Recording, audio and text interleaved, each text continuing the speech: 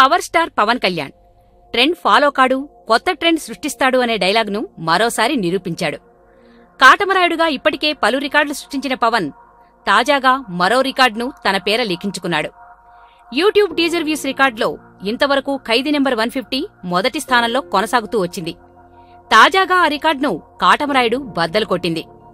ఖైదీ number 150 టీజర్ను 7.41 మిలియన్ల మంది వీక్షిస్తే కాటమరాయుడు టీజర్ను 7.74 మిలియన్ల మంది వీక్షించారు.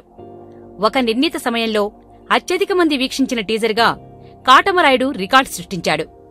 మార్చి నెలాఖరులో ఈ సినిమాను విడుదల చేయనున్నారు.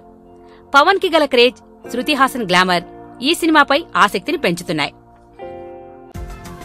ఈ వీడియో గనుక మీకు నచ్చినట్టయితే లైక్ చేయండి, షేర్ చేయండి, సబ్స్క్రైబ్ చేసుకోండి.